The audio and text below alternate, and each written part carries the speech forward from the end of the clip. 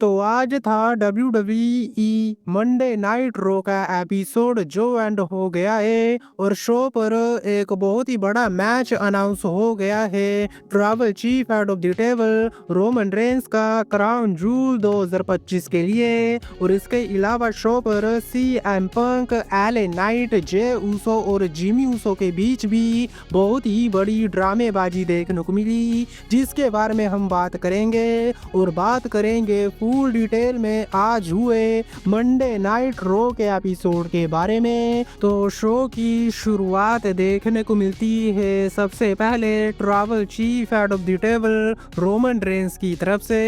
Roman Reigns ring में आते हैं जहां पर रोमन रेंस सभी को अपने आप को एक्नॉलेज करने के लिए कहते हैं। क्राउड की तरफ से भी बहुत ही कमाल का रिएक्शन मिला tribal chief head of the table Roman Reigns को, लेकिन तभी वहां पर ब्रोंसन रीड और पॉल हेमन आ जाते हैं, जिसके बाद पॉल हेमन रोमन रेंस को ये कहते हैं कि देख भाई, तुम्हारा करियर बहुत ही ज़्यादा अच्छा रहा है, लेकिन आज तक कभी भी तुझे स्ट्रेचर की ज़रूरत नहीं पड़ी, लेकिन ब्रोंसन रीड ने तेरी ऐसी हालत की, तुझे स्ट्रेचर पर ले जाया गया और तुझे हॉस्पिटल में भी जाना पड़ा और ये काम किया है ब्रोंसन रीड ने। जिसके बाद ब्रोंसन रीड भी माइक पर आते हैं और वो भी यही कहते हैं कि आफा और सी का यानी कि तेरे अंकल और फादर को भी 45 साल के करियर में कभी भी स्ट्रेचर की ज़रूरत नहीं पड़ी, लेकिन मैंने तेरा ऐसा हाल किया, तुझे स्ट्रेचर की ज़रूरत पड़ी। जिसके बाद रोमन रेंस ये कहते हैं कि मुझे मेरे फादर सिर्फ ये कहते हैं कि अपनी आखिरी सांस तक लड़ो और अगर तुम्हें हिम्मत है तो अभी रिंग में आओ और मेरे साथ दो दो हाथ करो। लेकिन पॉल हेमन ब्रोंसन रीड को रोकते हैं और एक बहुत ही बड़ी अनाउंसमेंट कर देते हैं पॉल हेमन, क्योंकि पॉल हेमन ये कहते हैं कि अगर तुझे ब्रोंसन रीड का सामना करना है तो क्राउन जूल 2025 में ब्रोंसन रीड तेरा सामना करेगा और वो मैच एक स्ट्रीट फाइट मैच होगा। जिसके बाद रोमन रेंस भी चैलेंज को एक्सेप्ट कर लेते हैं, जिसके बाद हमें एक बार फिर से Roman Reigns versus Bronson read के बीच मैच देखने को मिलेगा, लेकिन ये मैच अब एक स्ट्रीट फाइट मैच होगा। जिसके बाद पॉल हेमन और ब्रोंसन रीड वहां से जाने की कोशिश करते हैं, लेकिन रोमन रेंस ब्रोंसन रीड को डरपोक बोल देते हैं। जिसके बाद ब्रोंसन रीड दौड़ते हुए रिंग में आते हैं और मुक्के मारना शुरू कर देते हैं रोमन रेंस को, लेकिन रोमन रेंस भी एक नहीं दो सुपरमैन पंच लगाते हैं ब्रोंसन रीड के ऊपर।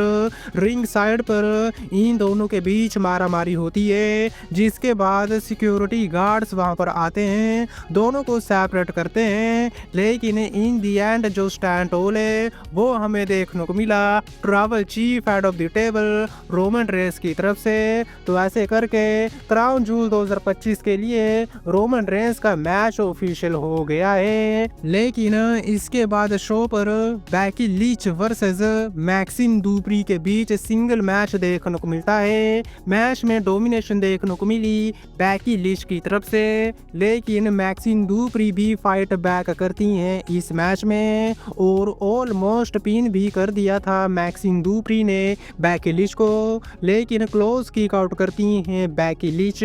जिसके बाद रिंग साइड पर मारना शुरू कर देती हैं बैकी लीच मैक्सिम दुप्री को और रेफरी काउंट करना शुरू कर देती हैं। बैकी लीच अपनी चोट में होती हैं और इसी का फ़ायदा उठाया मैक्सिम दुप्री ने, क्योंकि मैक्सिम दुप्री रिंग में आ जाती हैं। रेफरी 10 तक काउंट कर देती हैं और बैकी लीच रिंग के बाहर ही खड़ी रहती हैं, जिसके चलते काउंट आउट के सहारे मैक्सिम दुप्री इस मैच को जीत गई। जी हाँ, बिल्कुल सही सुना, मैक्सिम दुप्री ने हरा दिया बैकी लीच को और बैकी लीच को हार का सामना करना पड़ा। इसके बाद शो पर लारा वेल्केरिया वर्सेस रॉक्सान पेरेज के बीच भी एक सिंगल मैच देखने को मिलता है। बात करें इस मैच के बारे में तो रिंग साइड से इस मैच में इन्वॉल्वमेंट देखने को मिली बेली और रकेल की तरफ से, क्योंकि रकेल लगातार इस मैच में इंटरप्ट करती हैं, जिसके चलते बेली नंबर्स को इक्वल करने के लिए आई, लेकिन इसका फायदा रॉक्सान पेरेज नहीं उठाया, क्योंकि वो अपना फिनिशर लगा आके पिन कर देती हैं लारा वेल्केरिया को, जिसके चलते रोक्सान परेज इस मैच को जीत लेती हैं। लेकिन इसके बाद शो पर देखने को मिलते हैं best in the world CM punk ring में आते हैं, जहां पर वो सभी का वेलकम करते हैं। जिसके बाद CM पंक ये कहते हैं कि मेरी अभी भी कहानी बाकी है सेथ रोलिंस के साथ, उसका मैच होने वाला है क्राउन जूल में कोडी के अगेंस्ट,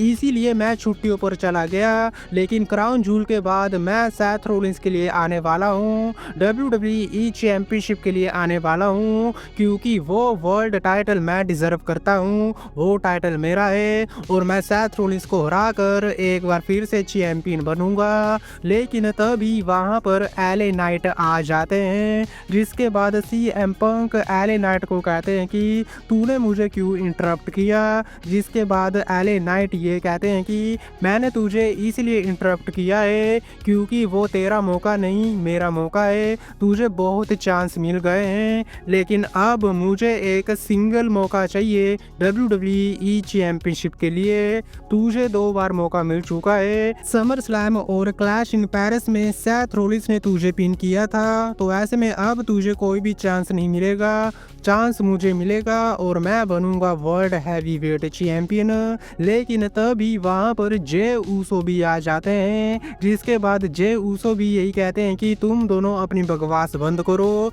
क्योंकि पहले चांस मुझे मिलेगा और मुझे अपॉर्चुनिटी मिलनी चाहिए उस वर्ल्ड टाइटल के लिए। जिसके बाद LA नाइट ये कहते हैं कि अरे भाई ये तो क्लैश इन पेरिस वाला सीन क्रिएट हो रहा है, मुझे वो वाला सीन दोबारा नहीं चाहिए, और तू यहाँ पर क्या करने आया है, तू रोमन रेंस की तरह मत बन, क्योंकि तू उसके जैसा नहीं बन सकता है और ये तेरे लिए अच्छा होगा, तू अपने भाई जिमी ऊसो के पास जा, उसके साथ टीम अप कर और WWE टैग टीम चैंपियनशिप को जीतो। जिसके बाद जिमी ऊसो भी वहां पर आ जाते हैं, लेकिन तभी जे ऊसो सुपर किक दे मारते हैं LA नाइट के ऊपर। जिसके बाद CM पंक ये कहते हैं कि अच्छी बात है तू चैंपियनशिप के लिए आने वाला है, लेकिन पहले मौका मुझे मिलेगा और मुझे जे ऊसो पसंद है, लेकिन ये जो तू रोमन रेंस का लाइट वर्जन लेकर आया है ये मुझे बिल्कुल भी पसंद नहीं है। जिसके बाद जे ऊसो को गुस्सा आ जाता है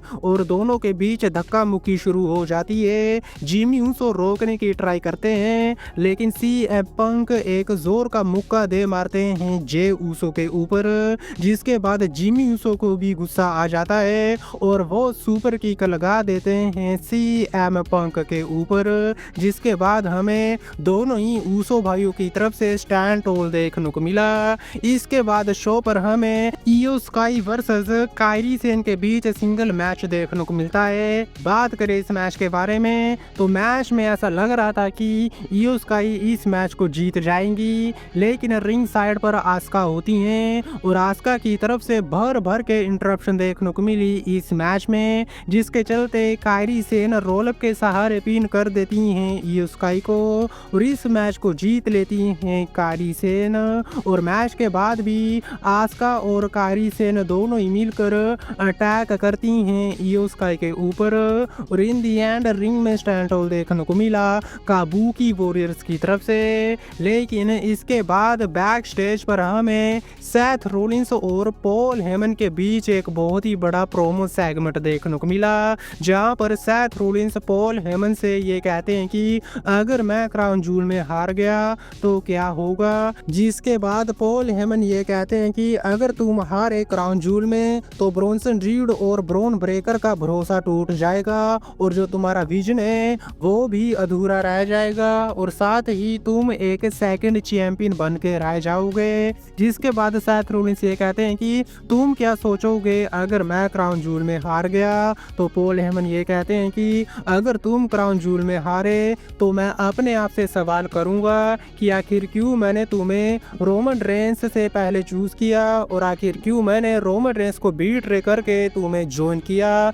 तो ऐसे करके पॉल हेमन और सेथ रोलिंस के बीच बहुत ही बड़ा प्रोमो सेगमेंट देखने को मिला। लेकिन इसके बाद शो पर Judgment Day versus AJ Styles Penta और ड्रैगी ली के बीच भी एक 6 मैन टैग टीम मैच देखने को मिला। मैच बहुत ही ज्यादा अच्छा रहा, लेकिन मैच में रूसव आ जाते हैं हैं और ये देखने के बाद डोमिनिक मिस्टीरियो वहां से भागने की ट्राई करते हैं, लेकिन रूसेव डोमिनिक मिस्टीरियो को पकड़ लेते हैं, जिसके बाद गलती से पेंटा सुपर किक दे मारते हैं रूसेव के ऊपर और रिंग में एजे स्टाइल्स अपना फिनिशर लगा देते हैं जेडी मैकडोना के ऊपर और पिन करके इस मैच को जीत लेते हैं ड्रैगन ली, पेंटा और एजे स्टाइल्स।